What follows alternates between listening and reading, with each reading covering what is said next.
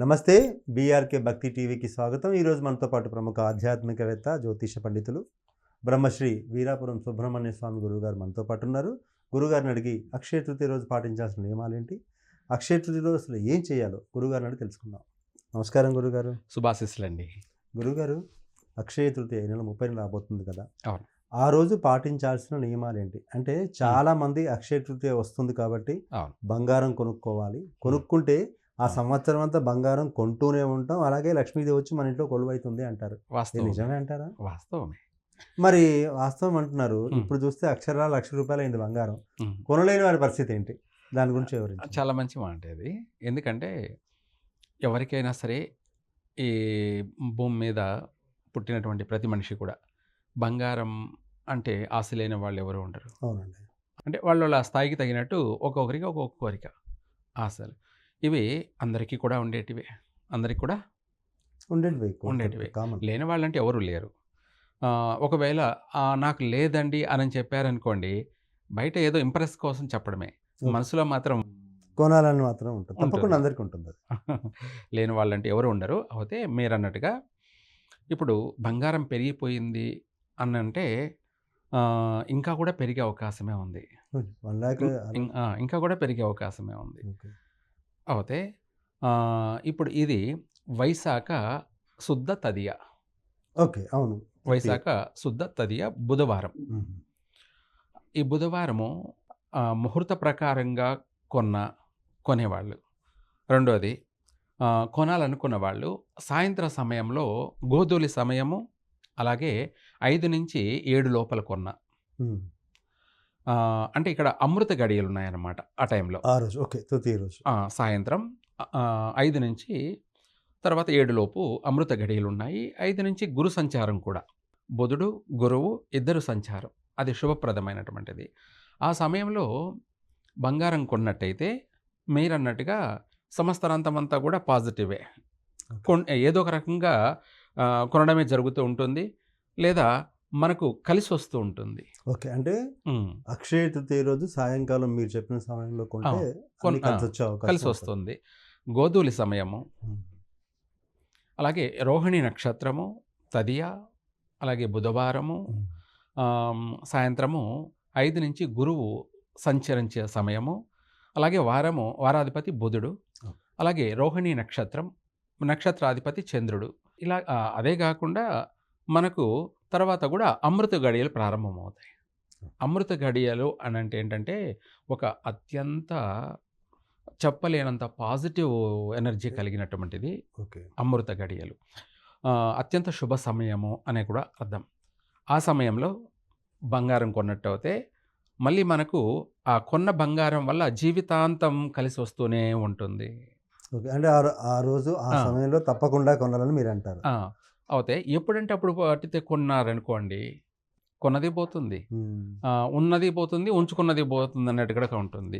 అదే అక్షయ తదియ రోజు మధ్యాహ్నం రాహుకాల సమయంలో కొన్నట్టయితే 12-1:30 రాహుకాలం, ఆ సమయంలో కొన్నట్టు అయితే మనం కొన్న బంగారము మళ్ళీ దొంగలు వడి దోచుకుపోవడం కూడా జరుగుతుంది. ఓహో, అంటే మధ్యాహ్నం సమయంలో కొనకూడదు. రాహుకాల సమయంలో కొంటే ఇంకా రాహుకాల సమయంలో కొన్నట్టయితే మరి మంచి రోజే కొన్నాము కదా అని అనుకుంటుంటారు. ఏంది ఇలా జరిగిందని అనుకునే వాళ్ళు ఉంటుంటారు. ఎందుకంటే జరుగుతున్న పరిణామాలను బట్టి చూసుకుంటే మనం కొన్న శుభ సమయం అనేది ముఖ్యమైనది. ఎప్పుడు పడితే అప్పుడు కొన్నామనుకోండి, దాన్ని మనమే పోగొట్టుకోవడం కొన్నది, లేదంటే ఎక్కడో చోటపెట్టి మర్చిపోవడం, లేదంటే దానికోసం దొంగలు పుట్టడం. ఓకే, ఇప్పుడు చూస్తున్నాగా మెడల్లో ఉన్న చైన్లే లాక్కుపోతున్నారుగా పబ్లిక్గానే. ఆ టైప్లో దానికి రహస్య దొంగలు కానీ, లేదంటే ప్రత్యక్షంగా పబ్లిక్గా దొంగ పుట్టడం కానీ, కొట్టుకుపోవడం కానీ, దొంగిలించడం కానీ జరుగుతుంది. పోగొట్టుకోవడం, మళ్ళీ మనం కొన్న సొమ్ము పోతుంది, దాని యొక్క వల్ల బాధలు అనుభవించాల్సింది వస్తుంది.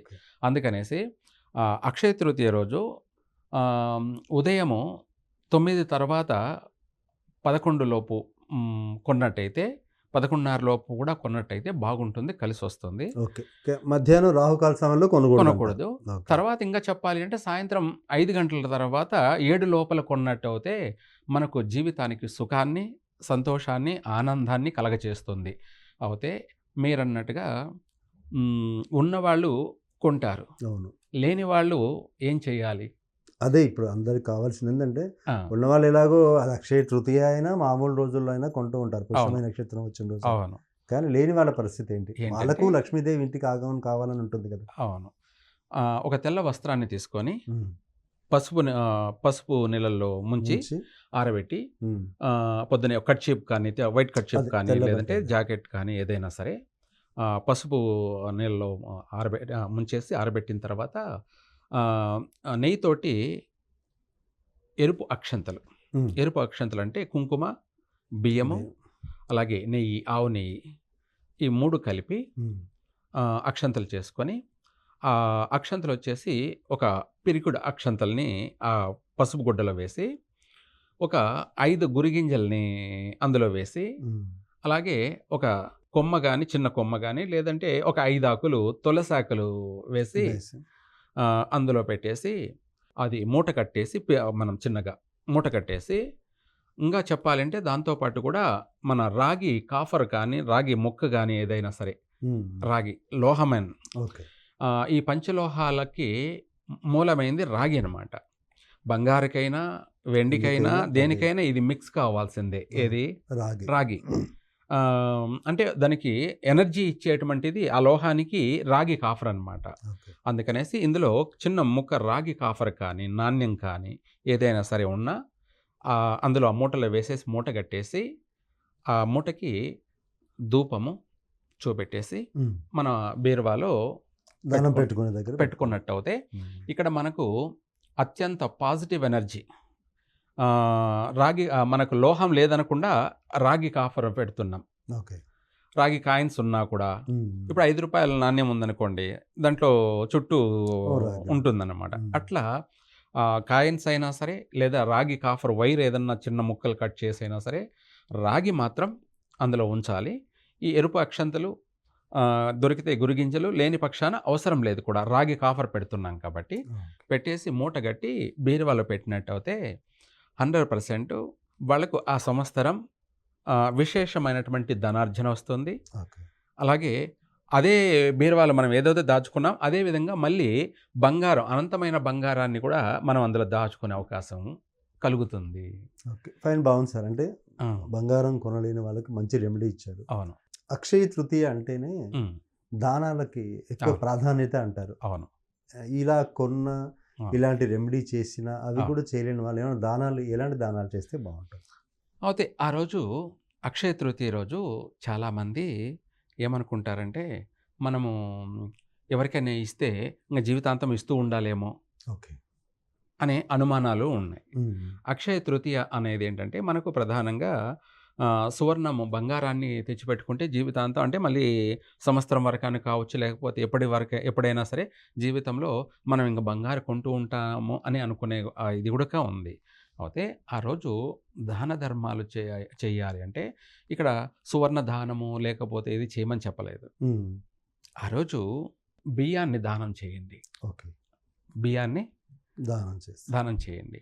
బియ్యం ఎందుకు దానం చేయాలి అంటే, బియ్యం అనేది మనకు చంద్రుడనమాట. అవును. ధాన్యంలో చంద్రుడికి చంద్రుడు. హ్మ్. చంద్రుడికో నూలిపోగంటారు కదా! ఓకే. చంద్రుడికొక నూలుపోగు. నూలిపోగు. చంద్రుడు రెండో రోజు కనిపిస్తాడు మనకు నెలపొడుపు. అవును. ఆ రోజున చంద్రుడిని చూసి ఆ బియ్యాన్ని మనము దానం చేసినట్టయితే బాలారిష్ట దోషాలు కానీ, చంద్రపీడలు కానీ, ఆరోగ్య పీడలు కానీ, మానసిక రోగాలు కానీ, వీటితో పాటు మనకు మానసిక పరమైనటువంటి అంటే సైకాలజికల్‌గా ఉన్న మెంటల్‌గా, పిచ్చి పిచ్చిగా, టెన్షన్‌గా, అవన్నీ పోయి మానసిక కంగారు ప్రశాంతత ఆ! వస్తదంట. కంగారు పడుతున్నటువంటి వాళ్ళు, ఈ పీడలన్నీ కూడా తొలగిపోవడం. తొలగిపోతాయి. ఆ రోజు ఆ బియ్యాన్ని దానం చేయడం వల్ల ఆ సంవత్సరమంతా కూడా వాళ్ళు మనశ్శాంతిగా ఉంటారు. ఓకే. ఫైన్. ప్రశాంతంగా ఉంటారు. బా ఎటువంటి బాధలు లేకుండా, ఎటువంటి కష్టాలు లేకుండా, ఎటువంటి మనిషికి దీర్ఘకాలికమైనటువంటి రోగాలు కూడాను రాకుండా. రాకుండా ఆనందంగా, సంతోషంగా వాళ్ళు ప్రశాంతంగా, మనశ్శాంతిగా ఉండారు అంటే, వాళ్లకు అనేక విధాల వాళ్ళ మనసులో కలిగే కోరికలన్నీ కూడా నెరవేరితేనే వాళ్ళు మనశ్శాంతిగా ఇంట్లో ఉండగలరు. ప్రశాంతంగా వాళ్ళ పనులు వాళ్ళు చేసుకోగలరు. మనిషికి ఏ ఒక్కటి జరగకపోయినా టెన్షన్ ఎక్కువ, ఆలోచన ఎక్కువ, బాధలు ఎక్కువ, కోపతాపాలు అనేకమైనటువంటివి పుడుతూ ఉంటాయి. అందుకనేసి ఈ బియ్యాన్ని దానం చేయడం వల్ల ఇంటి ఎల్లపాది వాళ్ళు మనశ్శాంతిగాను అభివృద్ధి చెందుతారు, ప్రశాంతంగాను అభివృద్ధి చెందుతారు, సంతోషంగా ఇంటి ఎల్లపాది అందరూ కూడాను సంతోషంగా జీవితాన్ని గడుపుతారు. అది కావాలి ఈ రోజుల్లో. ఎందుకంటే 24 గంటలు ప్రతి ఒక్క మనిషి జీవితము పొద్దున లేసినాంచి రాత్రి పనుకున్న కల్లో కూడా ఆలోచనే. కల్లో కూడా అంటే ఏం చేయాలి, ఈరోజు ఏం చేయాలి, ఎలా సంపాదించాలి, ఏ విధంగా సంపాదించాలి, మనం బాగుపడడానికి, మనం అభివృద్ధి చెందడానికి వాళ్ళు ఎంతమందినైనా సరే మోసం చేయడానికి, తొక్కుంటూ పోవడానికి, ఏదైనా చేయడానికి, ఏదైనా చేసైనా సరే సంపాదించాలి అనే ఆలోచనలు ఎక్కువైపోతున్నాయి కదా. అటువంటి వాటిని కూడా కంట్రోల్ చేస్తుంది. Okay sir, fine sir. చాలా చక్కటి విశ్లేషణ. అక్షయ తృతీయ రోజు చేయాల్సినవి, చేయకూడనివి చాలా చక్కగా వివరించారు సార్. ధన్యవాదాలు. సర్వే జన సుఖినో భవంతు.